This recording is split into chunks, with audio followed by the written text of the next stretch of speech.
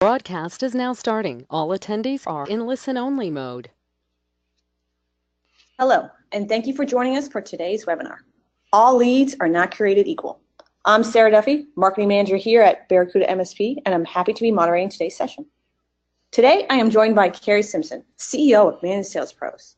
During today's interactive webinar, Carrie will walk you through a simple step-by-step process to score your MSP leads.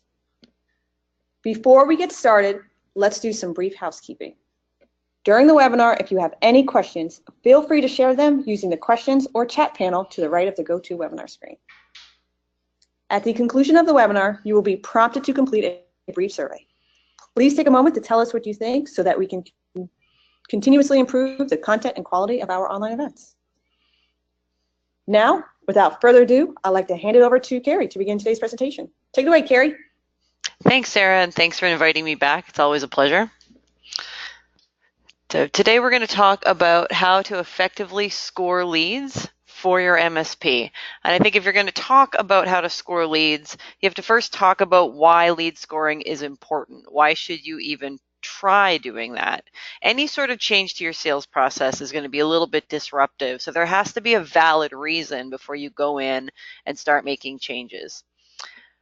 Here's what I want to review with you today. First, I'm going to talk about why lead scoring is important for your business. I'm going to teach you a couple of different ways to create lead scores.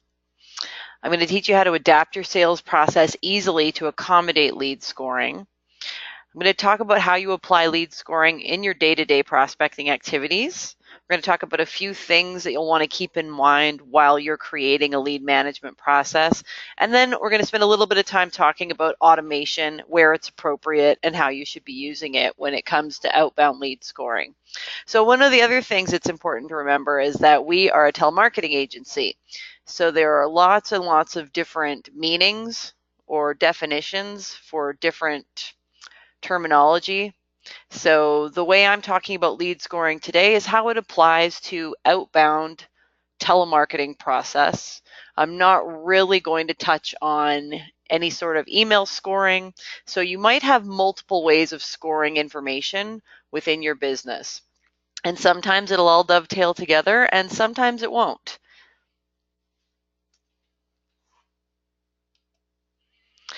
So here is why lead scoring is important. Your time is limited. So whether you are the owner of an MSP or a sales rep who is working for an MSP, you have a very finite amount of time with which to accomplish the things that you need to do every day. So if you are a business owner and you're only doing a couple of hours a day of prospecting, you want to maximize every minute that you spend doing any outbound business development activities. And if you are a sales rep who's doing 8 hours of outbound prospecting every day, you're in touch with so much data all day, every day, that there's absolutely no way that you're going to remember from one day to the next what's important that day. So if you think about what your database begins to look like when you're making hundreds of outbound calls every day, as much as you think you're going to remember which leads in your pipeline are the warmest, oftentimes you're going to have so much going on from day to day that you're just going to drop the ball on a couple of things. And that can mean the difference between securing that new 50-seat managed contract and missing out on that contract because a competitor came in and scooped them right at the time of renewal. So lead scoring is going to allow you to prospect more efficiently. Whether you're doing 2 hours a day or 8 hours a day, whether you're a business owner or whether you're a sales executive, lead scoring is important for prioritizing activities. So lead scoring allows a really quick and simple way for you to sort data into buckets, good, bad, or otherwise. So once you begin lead scoring, you spend less time sorting through your data. So less time clinking one at a time through ConnectWise, reading a year's worth of notes, and then deciding how to proceed with that lead. A lead scoring program allows you to just quickly look at one piece of data and decide how high of a priority is this for me today. It means less time reading notes, less time printing out call sheets, less time developing a plan of attack for the week. Your plan of attack is created for you when you're lead scoring because you prioritize by the score. This means that you're never going to miss out on an important follow-up activity. Your memory is fallible and you're a busy person. So when I think about trying to explain the importance of lead scoring and remembering when and how to follow up with people, you need to think about managed services and how the sales cycle works. Most of the time, companies are already engaged with a solution provider, or they have an in-house provider who is solving the problem that you solve. Real or perceived, they have a provider that is, in their minds, just as good as you. So most of the time, you're selling against complacency more than anything else, against an incumbent provider, and there is a shelf life for that engagement. The best sales call in the world isn't going to unseat an incumbent competitor that has a contractual engagement. So most of the time, your sales process is highly dependent on timing. When somebody says our contract is up for renewal in a year and we'll start talking to people about 3 months beforehand, that's the time when you need to be following up with somebody. So if that time comes and you've called so many people in between the day that you first spoke with them and the day that your follow-up activity is supposed to happen, you may or may not even remember that conversation 9 months down the road. So lead scoring is going to help you quickly prioritize and identify who do you absolutely need to follow up with today, and who can you push off for a day or two if all of a sudden your day becomes extraordinarily busy. This will be especially important for business owners. If you have to prioritize between supporting a paying client and doing your business development activities, you're going to want to know at a glance which things you absolutely need to take care of that day so that you don't miss an opportunity. Lead scoring is going to help you create accurate sales forecasts, which is really important. When I think about sales forecasting, I have multiple people in my organization that work on sales. I do some selling, my business partner does some selling, our sales rep does some selling, our appointment setters support that process. And if we all approach the process differently, we're never really getting an accurate understanding of where our pipeline is at all stages. So you can have very optimistic forecasters and very pessimistic forecasters. When I talk to a company and they tell me, yes, we're interested, in my mind, that deal is closed.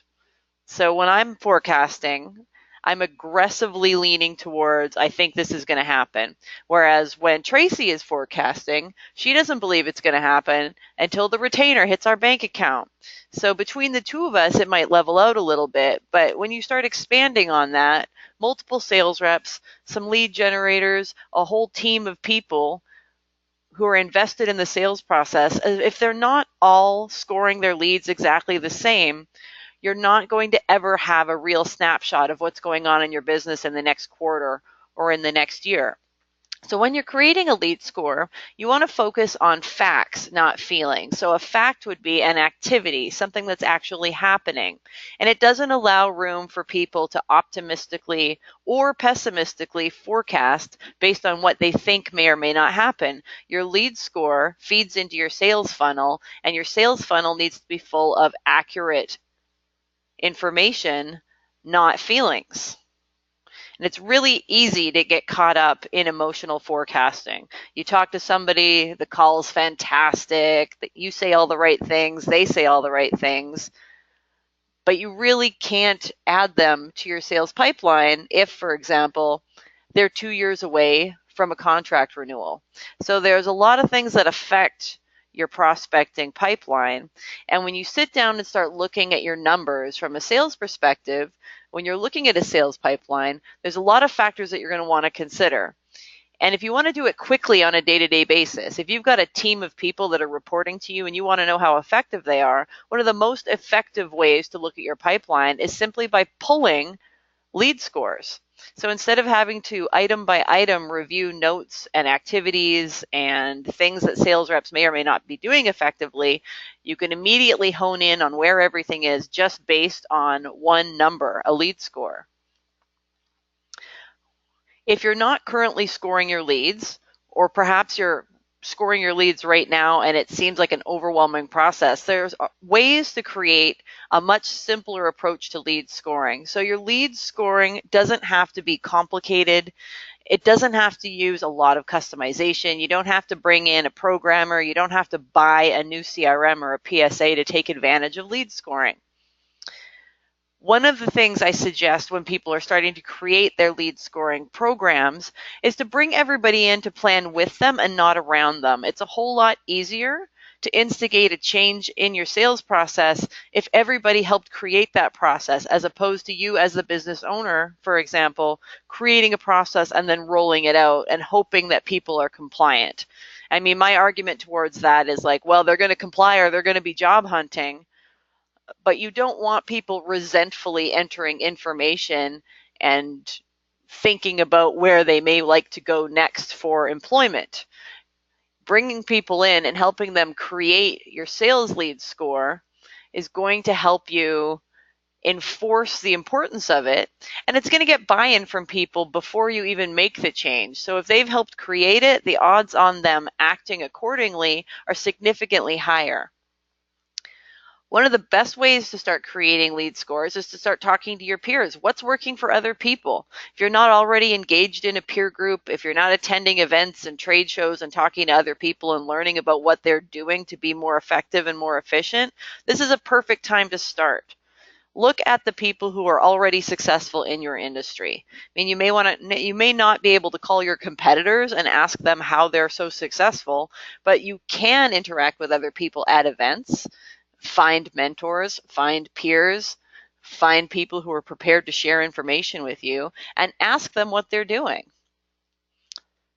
I firmly believe that you shouldn't be making enormous investments in changing systems or tools. If most of what you have works, you can probably get it the rest of the way there with a little more research, maybe some support from the person that sold you the product, or a consulting group like ours.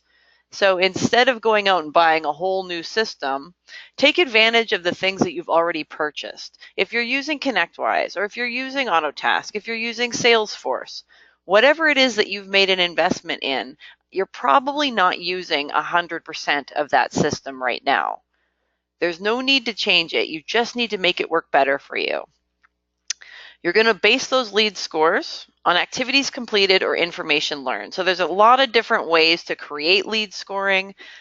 I guarantee you, if you ask 10 people on the street, well, maybe not on the street, but maybe at a conference, how they're lead scoring, they're going to come back to you with 10 different answers. But here's two really simple ways to look at lead scoring. You can do information-based scoring or activity-based scoring. And they're kind of the same, but they're also quite different. Information-based scoring focuses your scoring based on data collection. So as you acquire more information, as more of the pieces click into place, your lead score improves. And the higher the lead score, the better the lead. So in this case,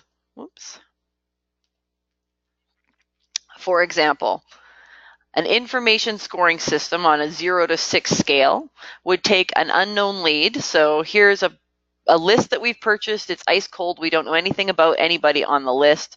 If you're sitting at 0, it's completely unknown. If it's scored as a 1, that means all of the qualifiers that you want are confirmed. So that means you've learned how big the lead is, what industry they're in. Anything that you need to know to make it a good lead is a qualifier. So once you have those qualifiers confirmed, you move the lead along in your scoring system to a 1.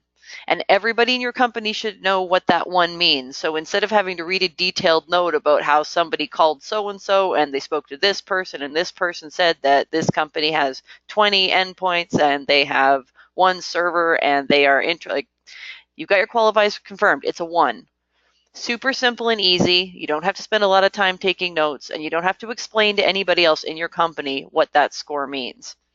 Moving along to number 2, you've identified the decision maker. So you've had a conversation with someone where they clearly identified who is going to sign the check. Third stage here is you've confirmed that there's a need and you've confirmed that there is interest. So need and interest aren't necessarily the same thing. Somebody can be interested in what you're selling, but have 0 need for it at the current time. Important to identify that those two things are different. Fourth stage in this simple information scoring process is the company committing to a timeline. So yes, we're interested. We need to do something. We're planning to do something within this period of time. The next stage in this process is an appropriate budget being confirmed. So we're interested. We'd like to do this. We'd like to do this before the end of the fiscal year. And currently we spend X number of dollars. And we plan to continue spending X number of dollars, or our budget is, we're looking to spend less, or we have a little more because we want to do some more things. And the final stage in this simple lead scoring process is both parties agree that there's an opportunity. So here is a prospecting information scoring setup. Simple, easy, numeric, easy to follow, easy to understand. Hard to make a mistake when all you have to do is enter a 0 or a 1 or a 2 or a 3 and so on and so forth. The easier you can make it, the more likely it is that your team is going to use it. Now, one other way to approach forecasting is using activity-based forecasting. So this is a score based on specific completed tasks or activities. So here, a simple activity scoring profile might look like this. The 0 is still that unknown piece of data. 1, I spoke to the gatekeeper. 2, I spoke to the decision maker. 3, I met with the decision maker and they're interested in moving forward.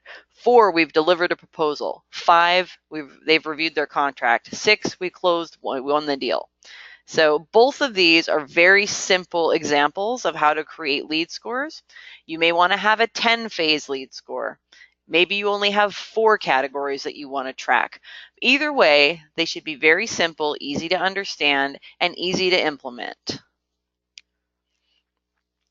So if you make the decision to create a lead scoring process for your MSP, you're going to have to start adapting your sales process to take advantage of it.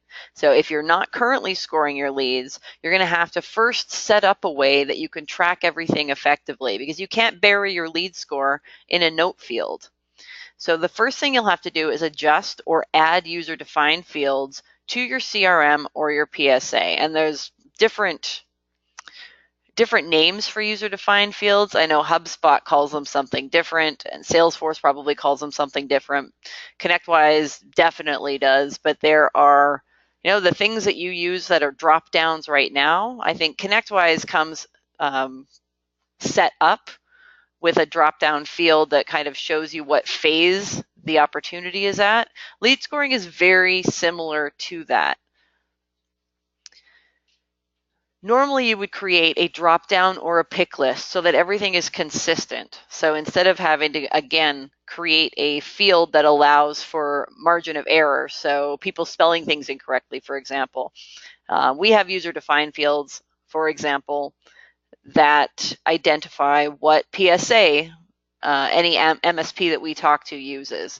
And you wouldn't think that there would be 8 different ways to spell ConnectWise, but apparently, according to our database, there are. So you want to make sure that you're using exactly the same terms or exactly the same numeric ranking for everything so that everyone's tracking things exactly the same.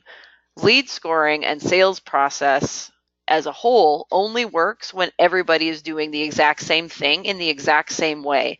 When everybody is empowered to do whatever they want in the database, you never find information again. So there needs to be a consistent way for you to look at data. And the way to force people into that is using a drop-down or a pick list, and you can make what is called a forced entry into your CRM or your PSA, which simply means you cannot close out this lead. You cannot click save until you fill out this field. So make those fields mandatory and people will have to use them. You want to train to your scoring process so everyone is doing it exactly the same, and make sure that you're being consistent. So you can force consistency on your team by creating that forced field, or you can just constantly train to what you want to happen. And of course, lead by example. If you're not doing it, your team's not going to do it either. Scoring is going to allow you to build a daily call list by date and by priority. So you can click 2 buttons and look at any data that you want. And this is why you want to have a lead scoring process to begin with. So remember the comment I made earlier about 9 months down the road, this company is now ready to talk about a potential engagement because their contract is renewing in 90 days. You called them so long ago that the company name doesn't mean anything to you anymore. So when it comes up on your daily call sheet, let's say you've got 2 hours of calls to make, you've got 2 hours available to you to make calls and 5 hours worth of calling to do. How do you know which ones you want to call first? Well, if you've scored your leads effectively, when you sort your calls by who do I need to call today and how important is it, what's the score, immediately your list will be up to date, accurate, and you can get as much done as possible starting at the very beginning and working your way down. The most important thing here is to not ignore follow-ups. Nurturing leads is the key to winning deals. So when you adapt a lead scoring process, the most important thing is consistency. The second most important thing is follow through.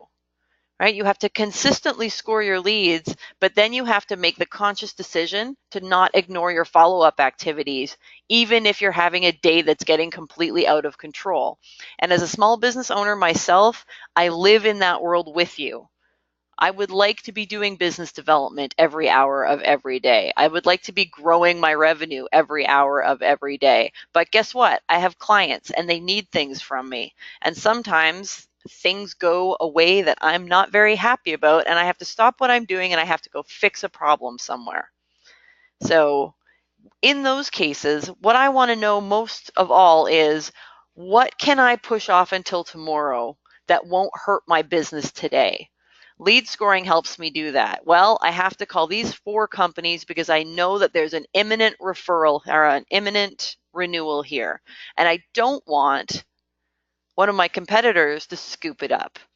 So the worst thing that could happen would be for me to ignore a follow-up activity that was ranked high on my priority list and then push that call off for a week only to find out that one of my competitors called them the day after and secured the engagement.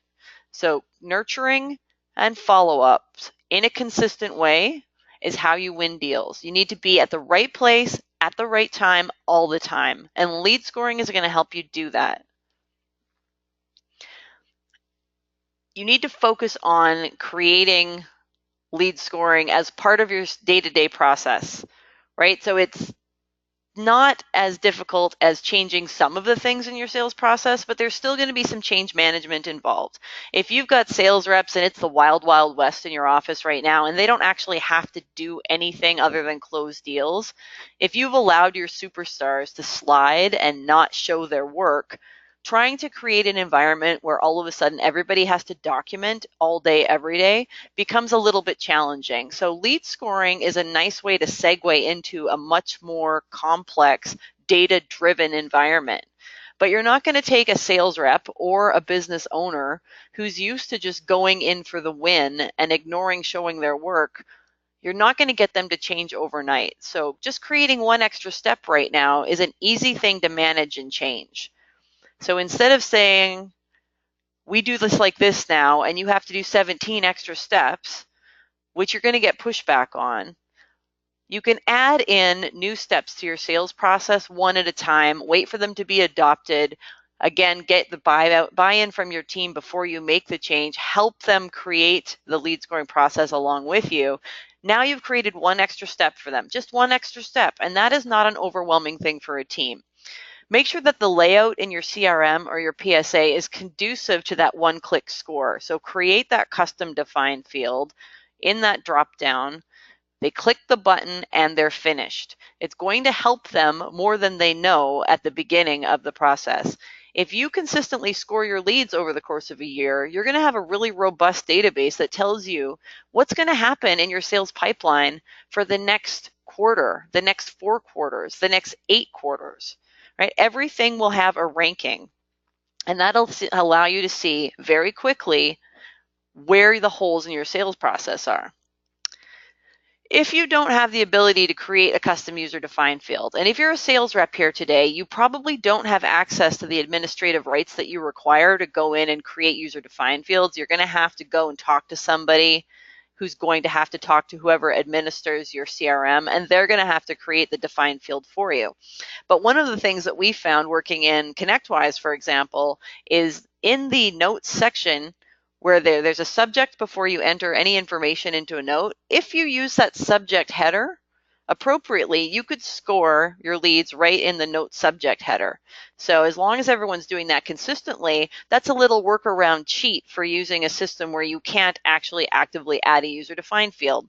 So you score your lead right in the note, the date you called, the call disposition, so that means what happened on the call, and how are you scoring the lead. So it might be something like March 1st, no answer, 0. March 3rd, no answer, 0. March 3rd, gatekeeper, 1. So depending on how you're currently tracking what happens on each and every call that gets made for your business, adding scoring may be a rudimentary thing for you, or it might be a revolutionary thing to you. Call dispositioning is just as important, but that's a whole other webinar. In our system, we use a system called Zoho, and it is very similar to any other CRM or PSA out there. It tracks anything you need it to, and you can set it up any way you want it to work.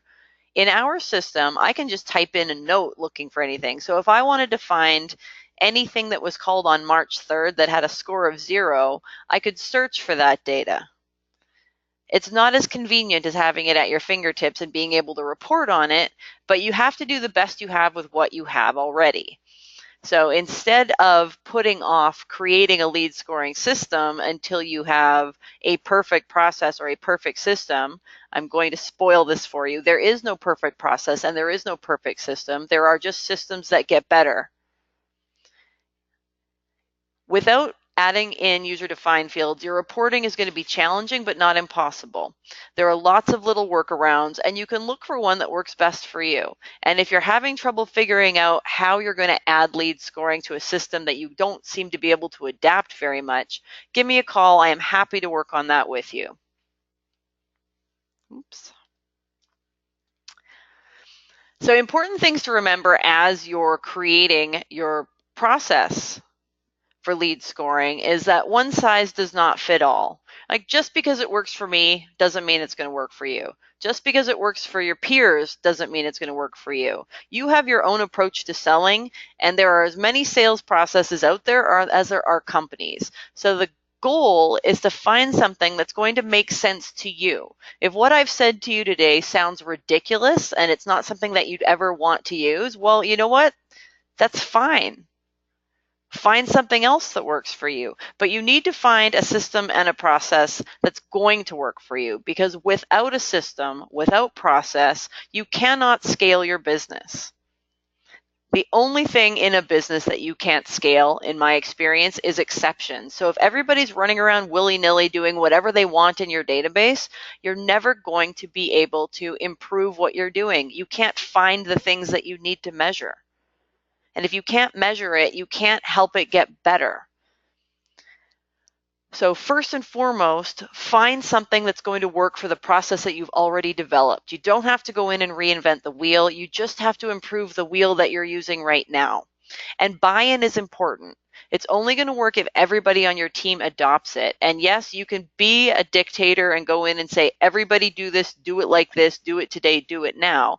But if you can explain to the team how important it is to be able to predict, not just for you, but for them, what their revenue is going to look like in the next quarter and in the next year, that's a whole lot more appealing to a team than, hey, you have to do these 3 extra steps now because the boss said so.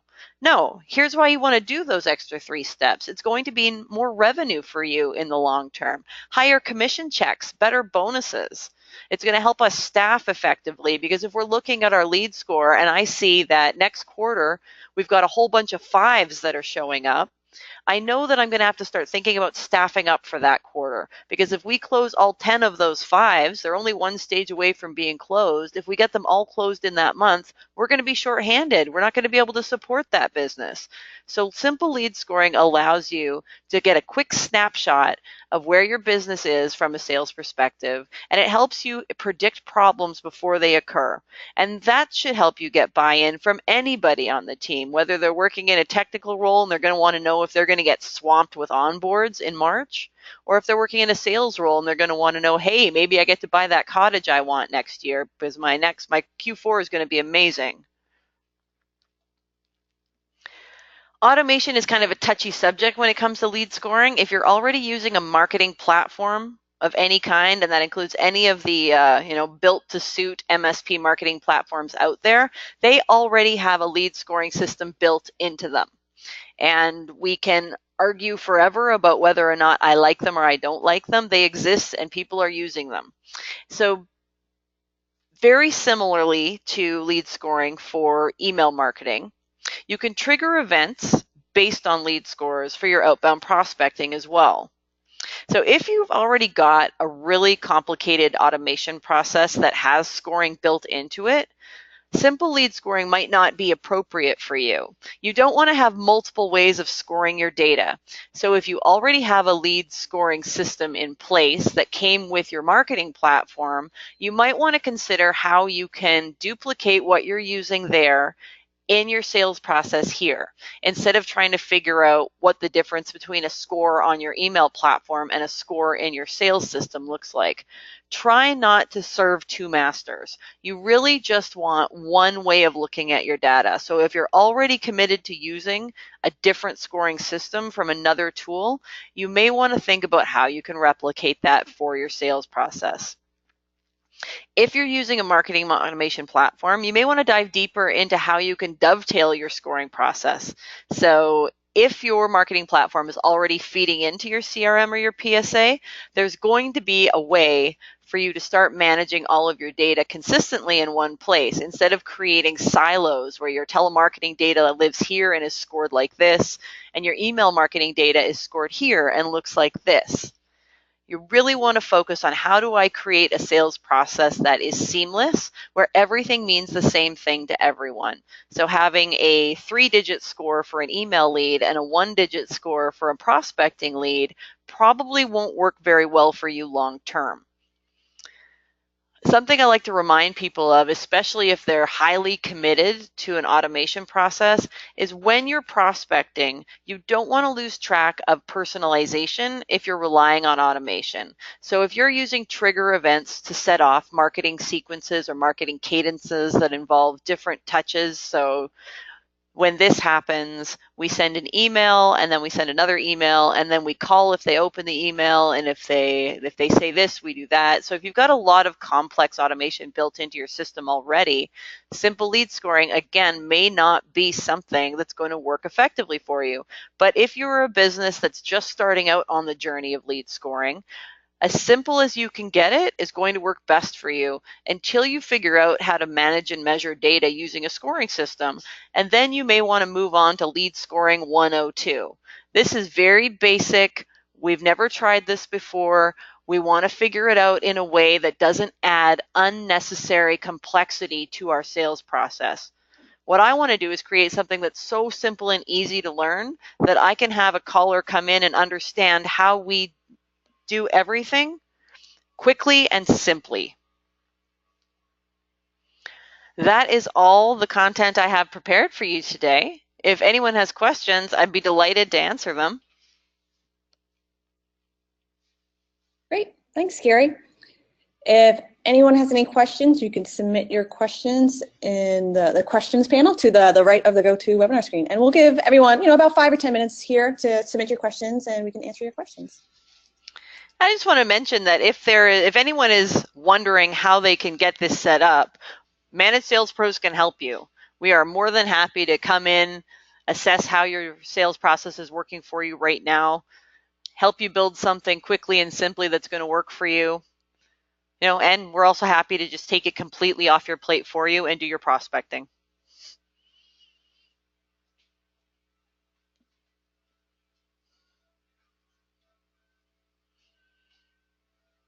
We have a question here from Ron asking if this webinar has been recorded, and yes, it has been recorded and will be sent out within 24 hours.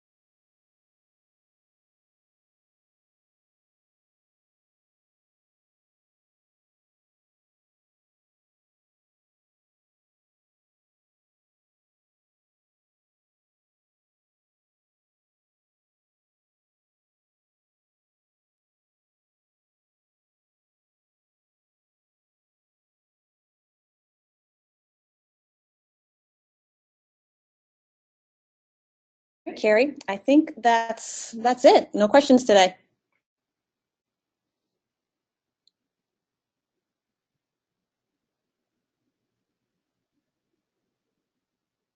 Sorry, So I thank muted everyone. myself. Oh, no worries. No, go ahead. Oh, I just wanted to thank you, Carrie, for another great presentation. I hope we do another webinar very soon, and I want to thank everyone for joining today. All right, thanks, Sarah.